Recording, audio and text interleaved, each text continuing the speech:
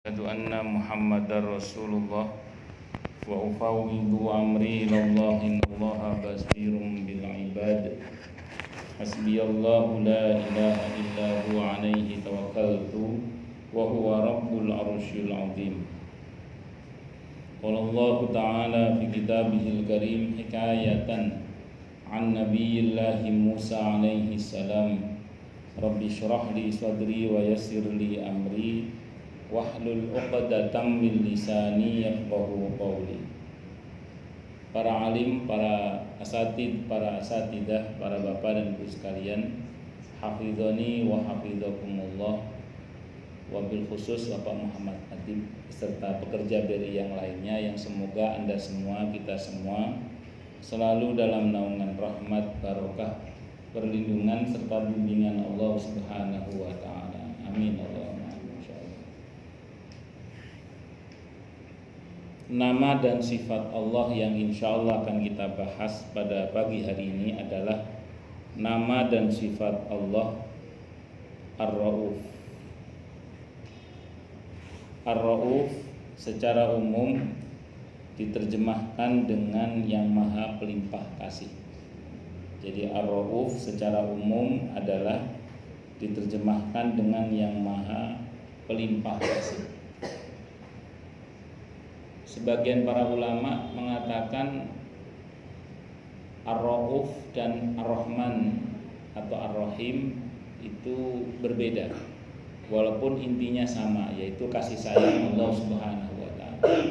Jadi sebenarnya kalau kita cermati Ar-Rahman dan Ar-Rahim dan Ar-Ra'uf, nah itu Rahman Rahim sama Ar-Ra'uf itu sekilas maknanya sama, terkait dengan kasih sayang Allah Subhanahu wa taala.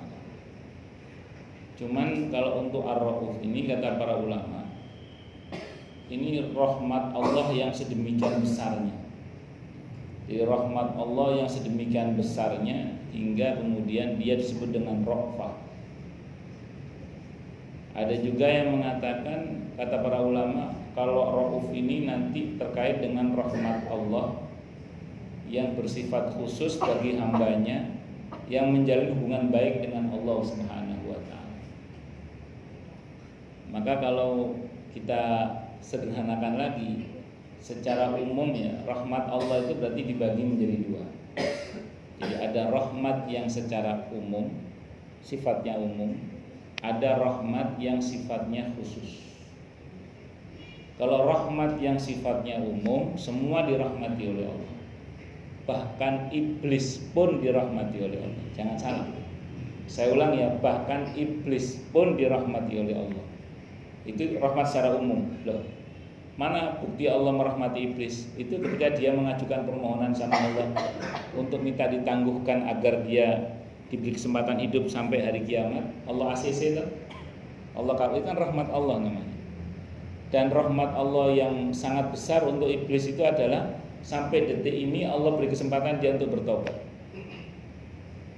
Cuman ketika nanti ada nubuat Nabi yang menceritakan ketika iblis mau dicabut nyawanya oleh malaikat maut, Allah tetap tawarkan kepadanya tobat dan dia mau bertobat. Begitu mau bertobat, di antara tobatnya apa? Karena dulu dia tidak mau sujud sama Nabi Adam, tobatnya dia suruh sujud sama Nabi Adam. Maka diantar oleh malaikat ke makamnya Nabi Adam, suruh sujud. Tidak mau lagi dia. Semua aku sujudnya arek iki gitu. Nah, karena dia nggak mau sujud lagi ya, maka dia mati dalam keadaan kedurhakaannya. Itu iblis. Nah, makanya itu rahmat Allah yang secara umum namanya. Kecoa, coro, cacing, semut semua dirahmati oleh Allah. Dalam tata kosmos yang sudah diatur oleh Allah Subhanahu wa taala. Cuman yang kita inginkan dari Allah itu kan bukan cuma rahmat secara umum. Yang kita inginkan dari Allah itu rahmat secara khusus. Ya kayak ginilah, saya kepada Anda semua ya saya, Pak Adib pada Anda semua ya saya. Cuman sayangnya Pak Adib pada pasangan kita masing-masing kan beda Pak ya. Sayangnya beda. Itu namanya sayang yang khusus. Ya saya kalau ketemu sama anak Anda yang kecil saya ya saya. Secara umum saya sayang, sama anak kecil saya sayang. Tapi tentu sayang saya sama anak Anda dengan sayang saya sama anak saya sendiri kan beda tuh. Karena yang punya hubungan dengan yang nggak punya hubungan itu pasti beda. Maka kalau kita ingin mendapatkan rahmat khususnya Allah itu, nah ini rumusnya. Berarti kita harus menjalin hubungan baik dengan Allah. Nah, itu rumusnya. Jadi kalau kita ingin dapat rahmat khususnya Allah, maka kita harus menjalin hubungan baik dengan Allah. Nah, menjalin hubungan baik dengan Allah itu tidak cukup hanya secara vertikal, tapi juga harus secara horizontal. Kalau bahasa sederhananya tidak hanya hablum minallah, tapi juga hablun minannas. Karena tanpa itu dalam pandangan Allah kita belum menjalin hubungan baik dengan Allah. Kalau bahasa Al-Qur'annya wa duribat alaihimud dzillatu aina ma thuqifu illa bihablim minallah wa hablim minannas. Ditimpakan kehinaan kepada mereka dimanapun mereka berada kecuali dengan tali hubungan baik mereka dengan Allah dan tali hubungan baik mereka dengan sesama. Bisa dimengerti ya insyaallah ya. Nah, maka kalau mau kita teruskan lagi, seseorang itu akan disebut betul-betul menjalin hubungan baik dengan Allah itu kalau saya ulang ya, hubungannya dengan Allah baik, dengan sesama dia baik. Kita ambil contoh sederhana aja. Kalau Anda cermati surah Luqman misalnya, itu bersyukur kepada Allah saja itu nggak cukup, tapi harus bersyukur kepada kedua orang tua kita. Anishkurli wali walidai. Itu kata Luqman dalam apa? Kata Allah dalam surah Luqman. Hendaklah kamu bersyukur kepadaku, kata Allah, dan berterima kasih kepada ibu bapakmu. Itu yang kata Nabi dalam sebuah hadis riwayat Abi Dawud. Nabi mengatakan au kama qala lam yashkurillaha man lam yashkurin nas. Tidaklah bersyukur kepada Allah orang yang tidak berterima kasih pada sesama. Ini dalam hal syukur. Makanya kalau ada orang yang kemudian mengatakan yang penting kan hubungan saya sama Allah, terus melalaikan dan mengabaikan hubungan dengan sesama, itu sebuah kesalahan dan itu tidak mulia. Kalau ingin mulia harus baik hubungannya dengan Allah dan juga harus baik hubungannya dengan sesama. Maka kita tidak cukup hanya menyadari bahwa diri ini sebagai seorang hamba, yang memang notabene memang kita adalah seorang hamba, yang harus sadar bahwa kita adalah seorang hamba, tapi kita juga harus sadar bahwa terhadap sesama kita sebagai siapa? Sebagai suami, sebagai istri, sebagai anak, sebagai orang tua, itu punya tanggung jawabnya masing-masing. Ada hak dan kewajibannya dan itu harus dipahami. Karena kalau tidak, kita akan gagal membangun hubungan baik dengan Allah. Karena tadi saya ulang, untuk disebut baik dalam pandangan Allah harus baik hubungannya dengan Allah dan juga harus baik hubungannya dengan sesama. Ini rumus dasarnya. Kata ar-rauf terambil dari akar kata ra'fah yang maknanya berkisar pada kelemah lembutan dan kasih sayang. Nah, tadi saya katakan secara prinsip dasarnya maknanya mirip dengan ar-Rahman ar-Rahim. Tapi bedanya ini adalah rahmat Allah yang sedemikian besarnya. Dan ini hanya dikhususkan untuk orang yang menjalin hubungan baik dengan Allah, sehingga ada yang mengatakan ini rahmat Allah yang sifatnya itu khusus. Sifatnya apa? Khusus. Menurut Az-Zajjaj dalam bukunya Tafsir Al-Asmaul Husna, dengan nama Allah Ar-Rauf ini sama dengan Ra'fa ini sama dengan rahmat. Hanya saja menurutnya apabila rahmat sedemikian besarnya maka dinamakan dengan Ra'fa dan pelakunya namanya Rauf. Jadi begitu besarnya rahmat itu sehingga dia akan menjadi Ra'fa. Makanya ada juga yang menjelaskan bahwa kalau Ra'fa itu rahmat Allah yang disertai dengan barokah karena sifatnya khusus tadi. Nah, beda dengan rahmah. Kalau rahmah ini dia masih bahan mentah. Rahmah ini kalau kita salah kelola bisa jadi laknah. Laknah itu laknat, kecelakaan. Bisa jadi kehancuran. Tapi kalau kita benar ngelolanya bisa jadi Ra'fah yang ada barokahnya. Jadi kalau Ra'fah itu sudah matang jadi rahmat Allah yang sudah jadi dengan barokahnya lengkap. Tapi kalau rahmah itu masih bahan mentah. Jadi dia bisa berubah menjadi laknat, dia juga bisa menjadi barokah. kembali pada kitanya. Sambil contoh sederhana aja. Dalam kondisi secara umum, ini kita bicara manusia secara umum, mau muslim maupun non muslim, mau yang taat maupun yang ahli maksiat, kan dirahmati oleh Allah diantaranya dengan kesehatan misalnya. Loh, Anda sehat itu mau apa? Anda sehat itu mau apa? Kalau dengan sehat Anda, dengan sehatnya kita berbuat kebaikan, yang dihadirkan oleh Allah apa? Ya kebaikan setelahnya. Ya istilahnya barokah tadi itu. Tapi kalau dengan sehat itu dia berbuat yang nggak benar, mau badan sehat dipakai untuk nyolong, dipakai untuk ngerampok, dipakai untuk begal, apa jadinya? Ia nggak barokah, malah mendapatkan laknat atau murka Allah Subhanahu wa Ta'ala. Tidak peduli muslim atau non muslim, taat atau ahli maksiat, bisa Allah rahmati dia dengan kekayaan. Cuman dengan kaya itu dia mau ngapain? Kan seperti itu. Kalau dengan semakin kaya dia semakin bersyukur kepada Allah, semakin banyak berbuat baik, ya barokah. Tapi kalau dengan kekayaan itu dia berbuat zalim pada orang lain, dengan kekayaannya dia mendolimi banyak orang misalnya, ya jadinya laknat. Nah, itu namanya rahmah yang sifatnya masih bahan mentah, yang itu mesti dikelola. Anda dianugerahi oleh Allah ganteng sama cuantik misalnya, wajah yang ganteng dan wajah yang cuantik. Dan cantiknya wajah Anda, gantengnya wajah Anda itu untuk apa?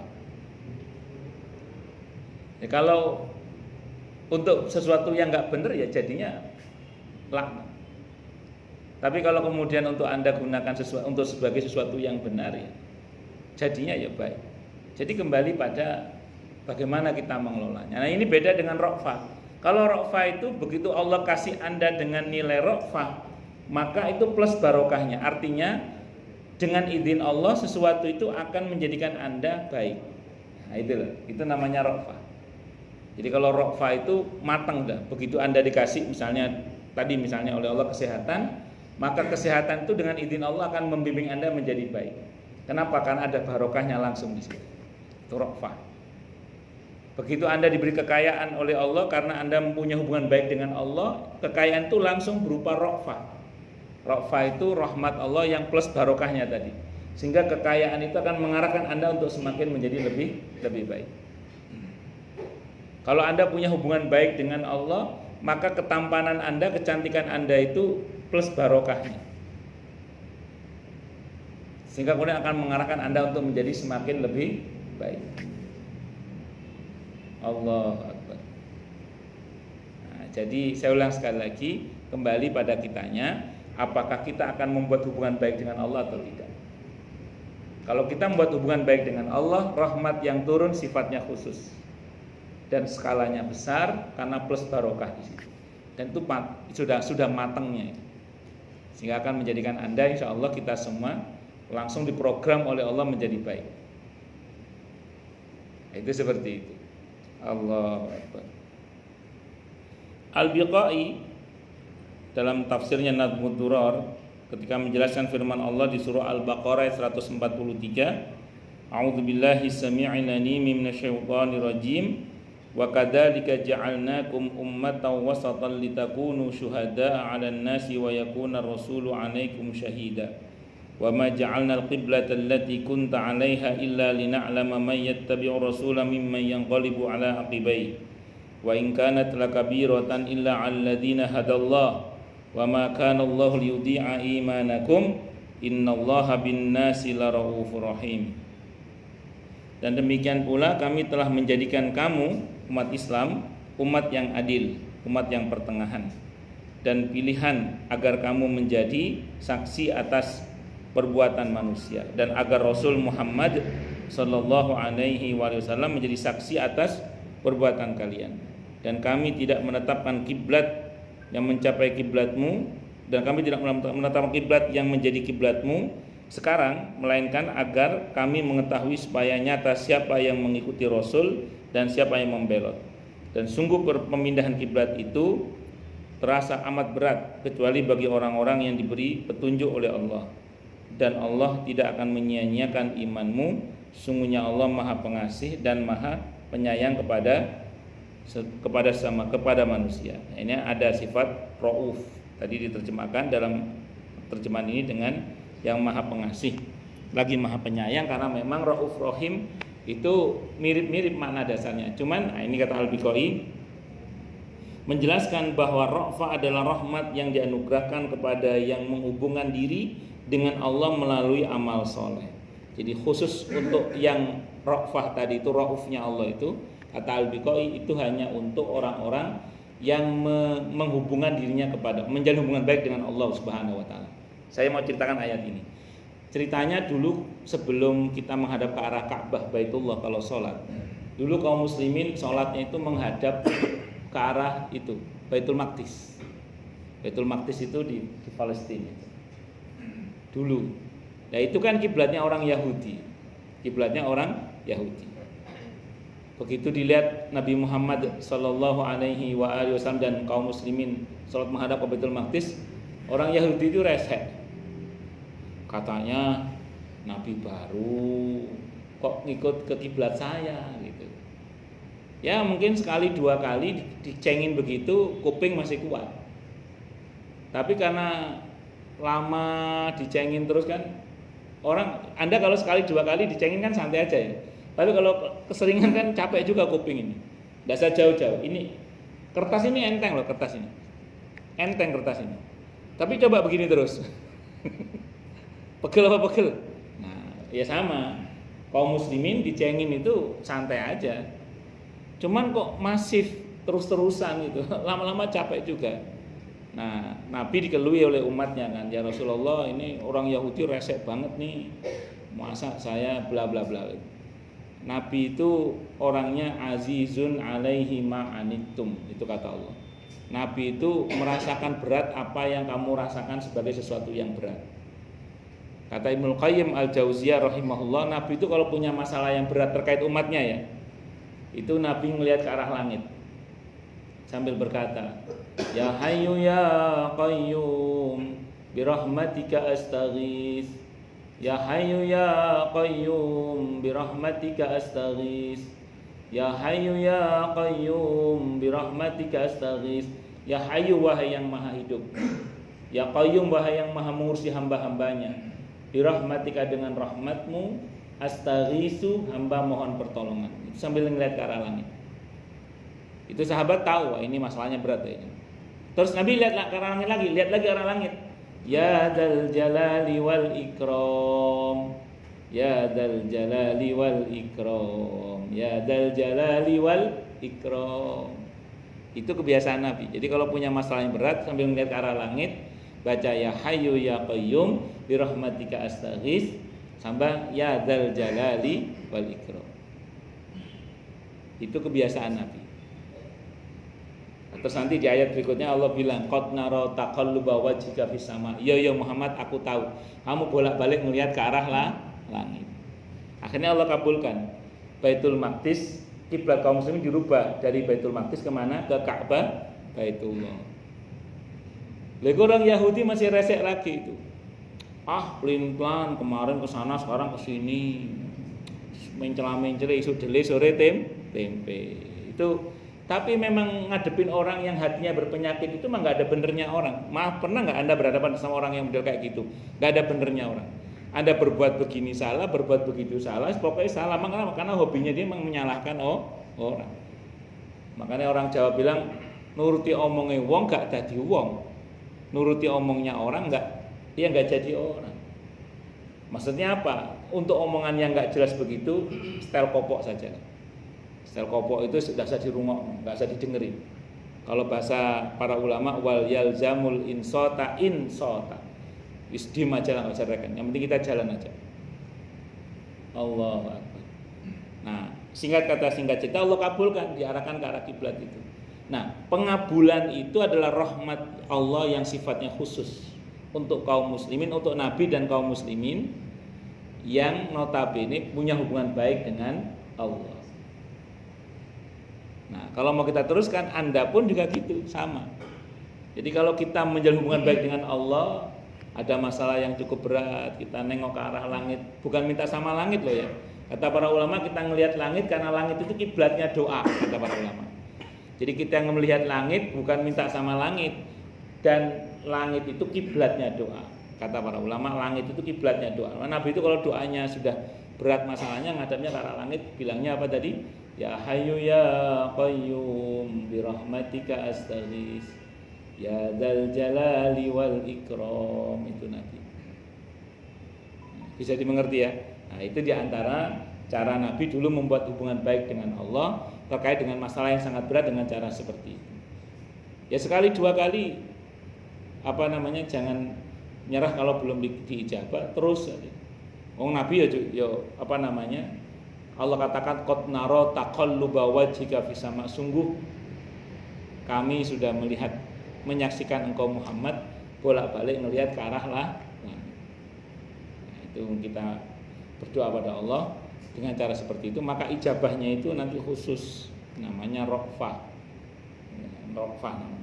Rofah itu rahmat Allah yang sifatnya tadi khusus, plus barokahnya tadi. Al-Harali juga menjelaskan bahwa rofah adalah kasih sayang pengasih kepada siapa yang memiliki hubungan dengannya. Rofah yang menjadi sifat Allah tidak menghalanginya dan Rasulnya untuk menghukum yang bersalah. Jadi walaupun Allah punya sifat kasih dan sayang, tapi Allah tetap tidak akan meniadakan hukuman terhadap siapapun yang bersalah, terutama kalau salahnya itu yang bersifat pelanggaran atas hudud. Sehingga dikatakan dalam Al-Quran di surah An-Nur ayat 2 itu az-zaniyatu waz-zani fajridu kulla wahidin minhuma mi'ata jalda wa la ta'khudhukum bihima ra'fatun fi dinillah in kuntum tu'minuna billahi wal yawmil akhir wal yashhad 'adzabahuma ta'ifatun minal mu'minin, terkait dengan rajam untuk orang yang berzina. Kalau dia zinanya zina muhsan. Ini ghairu muhsan, dicilid, mohon maaf. 100 cambukan bagi yang ghairu muhsan yang belum menikah. Jadi gini, kalau dalam Islam itu Nabi itu gini. Kalau ada orang misalnya berbuat zina, kok datang sama Nabi lapor, maka proses hukum terus berlanjut sampai dieksekusi. Kecuali orang-orang tertentu yang dikecualikan oleh Allah dan Rasulnya Muhammad sallallahu alaihi wasallam. Ada orang dilaporkan kepada Nabi potong tangan, maka laporan itu akan diproses secara hukum sampai selesai. Makanya pesan Nabi apa? Kalau kalian punya masalah yang terkait dengan pelanggaran hudud, seperti mencuri misalnya, kalau mau berdamai jangan lapor dulu ke saya. Kalau mau berdamai sebelum lapor. Kalau sudah lapor ke meja saya, meja hakim kalau bahasa kita, itu akan terus diproses oleh Nabi sampai dipotong tangan kalau terbukti dia mencuri.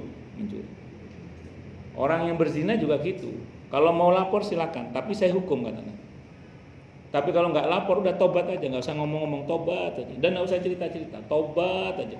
Karena kalau cerita itu namanya pengakuan. Kalau pengakuan aja ada yang melaporkan terus ditanya tentang pengakuan itu, maka dia akan jadi masalah. Makanya kata Nabi, kalau misalnya berbuat sesuatu yang melanggar hudud, kalau mau berdamai sebelum lapor ke hakim.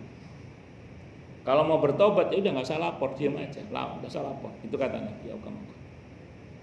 Karena kalau masuk ke meja Nabi sebagai seorang hakim, maka itu akan diproses secara hukum sampai selesai.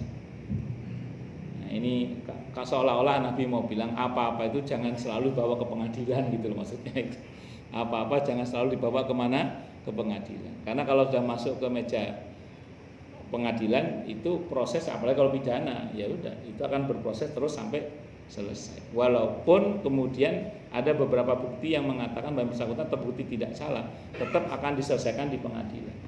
Nah, makanya jangan mudah-mudah bawa perkara ke pengadilan. Nah, saya kira ini bisa saya sampaikan, semoga bermanfaat. Baik, silakan yang mau tanya, protes, marah boleh. Ya, baik. Waalaikumsalam warahmatullahi wabarakatuh.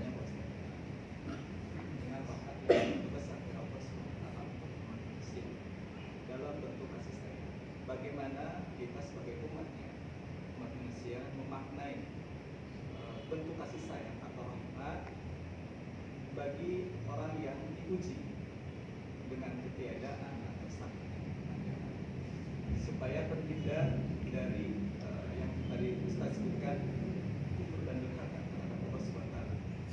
bagaimana memaknai bagi orang yang diberikan kelebihan dalam bentuk harta atau yang lainnya dalam memaknai kasih sayang tersebut. Baik. Baik. Wassalamualaikum warahmatullahi wabarakatuh. Seringkali ujian dari Allah itu soalnya cuma satu. Seringkali ujian dari Allah itu soalnya cuma satu. Kalau kita mau bersabar dengan satu soal itu, maka kita akan dekat dengan pertolongan Allah. Makanya Allah bilang wabasyiris sabirin. Berikanlah kabar gembira pada orang yang diberi kekurangan oleh Allah itu dengan kesabaran. Karena dengan sabar itu walaupun kita tampaknya kurang, tapi kita tidak akan kekurangan. Yang menjadikan berat hidup ini adalah ketika kita tidak bersabar sehingga persoalan kita menjadi bertambah. Karena inti dari sabar kan pengendalian diri. Ketika kita tidak bisa mengendalikan diri, akhirnya yang jadi masalah kita, yang mencari masalah ya kita sendiri. Saya ulang ya, seringkali ujian dari Allah itu soalnya cuma satu. Cuman kadang kita seringkali nambah soal. Contoh ya, ada orang diuji oleh Allah dengan miskin. Kalau dia mau bersabar dengan kemiskinannya, walaupun tampaknya kurang tapi tidak akan kekurangan. Mungkin yang pengalaman miskin tahu lah. Pokoknya kalau saat walaupun tampaknya miskin, asal sabar loh ya. Walaupun tampaknya miskin, walaupun tampaknya kurang tapi tidak akan kekurangan, insya Allah. Ini benar. Ya kalau mau tunjuk hidung, saya pernah mengalami itu. Ya, tapi alhamdulillah wa masya Allah, walaupun tampaknya kurang tapi tidak kekurangan. Itu seperti itu. Mungkin Anda juga pernah punya pengalaman yang mirip-mirip saya. Itu seperti itu. Nah itu satu. Tapi coba kalau dia nggak sabar, nggak bisa mengendalikan diri, diuji dengan Allah apa tadi miskin. Terus nggak sabar, nyolong, ketahuan, digebukin, sakit, masuk penjara, istrinya minta cerai, mertuanya ngambek, nggak dipercaya orang, namanya jelek di masyarakat. Yang nambah soal siapa? Dia. Coba kalau dia sabar, nggak sampai seperti itu tuh. Miskin, nggak tahan dengan kemiskinannya, nipu, sudah miskin nipu banyak orang lagi, akhirnya kemana-mana nggak tenang, takut ketahuan orang, nggak dipercaya orang lagi, dikejar-kejar sana sini, jadi masalah tuh, stres, jadi penyakit akhirnya. Yang nambah soal siapa? Jadi kadang orang berkata, kenapa ya masalah hidup saya itu kok banyak sekali. Kadang dia nggak sadar, yang nambah soal itu ya dia sendiri kadang. Bisa dimengerti Pak ya. Jadi makanya kalau ada orang yang mohon maaf yang diuji oleh Allah dengan kekurangan, sampaikan aja, yang sabar ya. Dan inti sabar itu pada pengendalian diri. Jalani saja. Kamu nangis, apa tuh kalau kamu nangis, wah terus jadi kaya kan enggak tuh. Apa kalau kamu teriak-teriak terus aku jadi kaya kan enggak tuh. Mending sabar aja. Percayalah walaupun kamu tampaknya kurang, kamu tidak akan kekurangan insyaallah. Itu seperti itu. Dihibur gitu Pak. Nah, tentu sambil kita motivasi untuk dia mau berusaha menjadi lebih baik. Nah bagi yang kaya juga kita ingatkan dengan apa? Dengan syukur. Yang kaya kita ingatkan dengan syukur. Jangan sampai kekayaan kamu ini nanti justru akan jadi masalah bagi kamu. Kenapa? Karena apa yang Allah berikan sama kamu itu bisa dua loh nilainya. Bisa satu di antara dua nilainya. Apa itu? Bisa rizki, bisa istidraj. Rizki itu apa? Anugerah Allah. Luarnya nikmat, dalamnya rahmat. Tapi kalau istidraj, luarnya nikmat, dalamnya laknat. Makanya jangan sampai kamu jadi laknat ini. Caranya bagaimana? Ya dari mana kamu mendapatkannya dan kemana kamu membelanjakannya itu harus diperhatikan. Nah, ajari dia untuk bersyukur. Syukuri dengan walaupun kamu berharta, jangan lupa ingat untuk infak masjid, musola dan begitu seterusnya. Saya kira itu Pak. Wallahu a'lam. Ya, lagi mungkin yang lain silakan.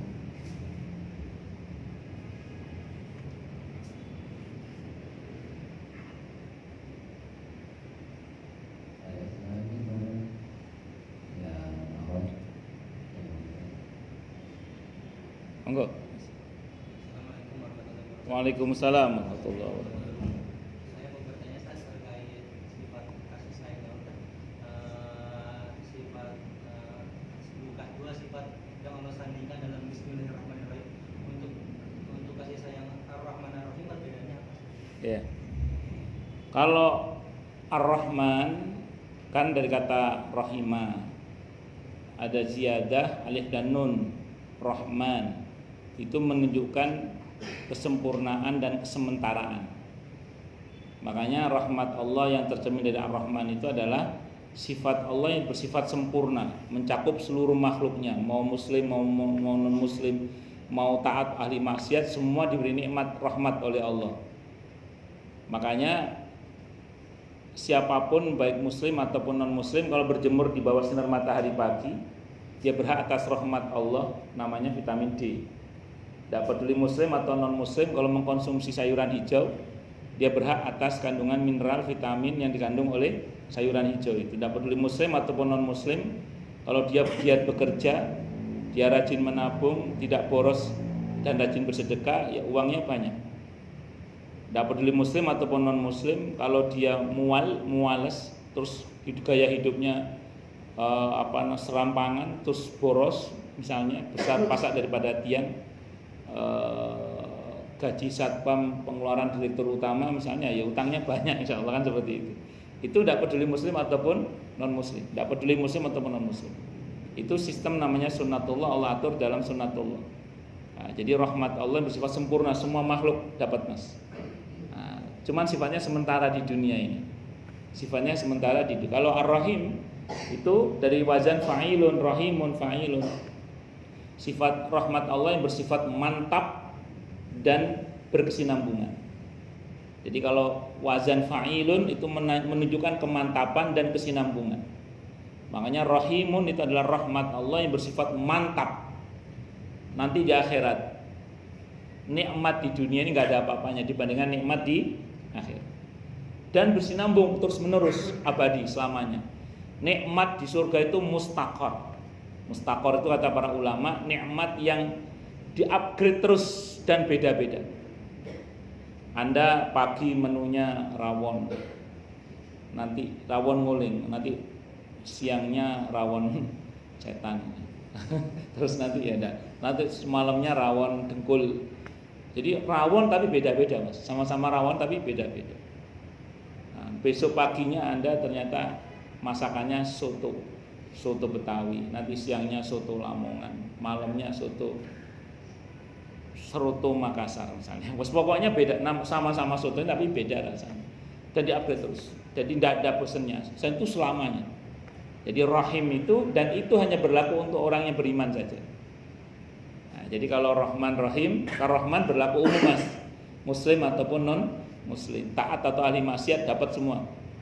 Tapi kalau Rahim itu khusus nanti di akhirat mas. Dan itu hanya untuk orang yang beriman.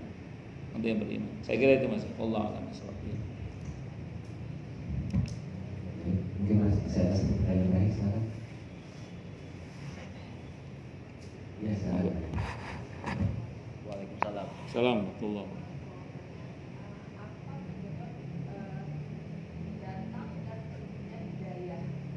Baik. Sependek yang saya ketahui, sebab utama pergi dan datang, perginya hidayah. Datang dan pergi apa? Datang. Kalau datang dan perginya hidayah. Kalau datangnya itu sesungguhnya kan begini. Dakwah itu wilayah kita. Kalau hidayah itu memang otoritasnya pribadi, memang betul-betul hak pribadinya Allah. Jadi kadang ada orang yang rasanya nggak mungkin dapat hidayah, tapi nyatanya ya dapat hidayah. Nah, secara umum saja yang kita ketahui ya, sebab orang bisa mendapatkan hidayah itu pertama karena keterbukaan hati dan pikirannya.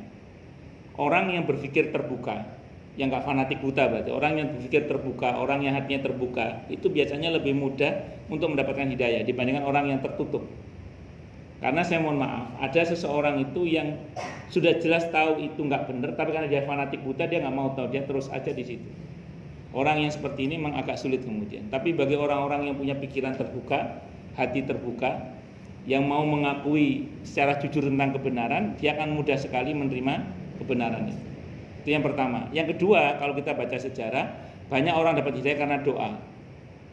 Nabi Muhammad SAW mendoakan ibunya Abu Hurairah dapat hidayah. Umar bin Khattab radhiyallahu didoakan juga dapat hidayah. Tapi ada beberapa yang juga nggak dapat, kayak paman Nabi Abu Thalib misalnya, kayak siapa itu Abul Hakam, Abu Jahal itu kan didoakan Nabi ya dapat hidayah, tapi nggak dapat. Abu Lahab itu juga sama. Nah, jadi tapi ada beberapa yang dapat. Nah, jadi kalau ibu nanya sebab datangnya hidayah, itu diantaranya adalah keterbukaan pikiran dan hati. dan kerendahan hati untuk mengakui sebuah kebenaran. Kemudian yang kedua doa. Makanya kalau kita mohon maaf ya, dia diuji oleh Allah misalnya punya pasangan atau punya anak yang keras kepala, saking kerasnya kepalanya kalau dipukul bunyi tang gitu kan. Nah itu yang begitu itu doakan aja. Ibu boleh capek menasihati, tapi jangan pernah capek mendoakan ya. Jadi kalau ada anak, saudara atau teman atau apa yang keras kepala gitu itu, ibu boleh capek menasihati, tapi jangan pernah capek mendoakan. Sebab tercabutnya hidayah itu kesombongan. Fir'aun itu sombong. Dia sebenarnya mengakui kebenaran Nabi Musa, tapi karena kesombongannya dia menolak. Abu Jahal, Abu Lahab itu sebenarnya mengakui kebenaran Nabi Muhammad SAW, tapi dia karena sombong dia menolak kebenaran. Jadi makanya kemudian sombong itu intinya apa? Batrul haq, menolak kebenaran. Anda tahu kenapa Abu Jahal itu seperti itu? Abu Lahab ya, karena kesombongan dirinya itu. Jadi kalau Anda perhatikan orang-orang yang menolak hidayah itu, jadi dia diberi hidayah sebenarnya oleh Allah dengan datangnya para nabi dan rasul, cuma mereka menolak hidayah itu kenapa? Karena dia sombong. Kalau Anda baca sejarah silakan. Qarun kenapa menolak hidayah yang sampai pada dia dalam bentuk Nabi Musa alaihissalam? Ya karena dia sombong dengan kekayaannya itu. Pokoknya orang kesombongan itu menjadi sebab utama kenapa orang itu kehilangan hidayahnya. Dan yang kedua karena kebodohan. Nah, orang bodoh dan muales nggak mau belajar. Nah, itu bisa mudah sekali tercabut hidayah. Saya kira itu.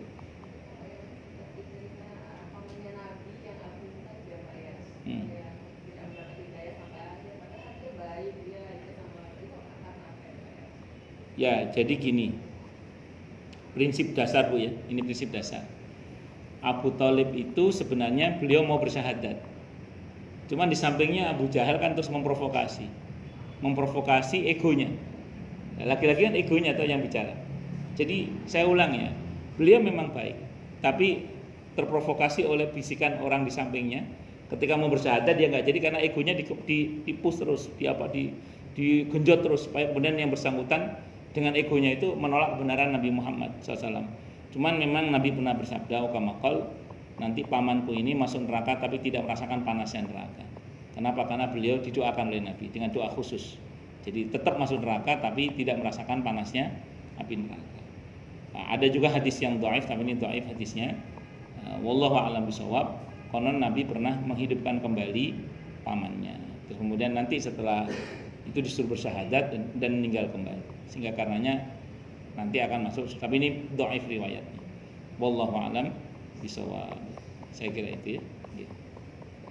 Baik, karena kita cuma dengan hamdalah. Alhamdulillahirabbil alamin. Semoga kajian kita bisa bermanfaat, mubarakah fid din.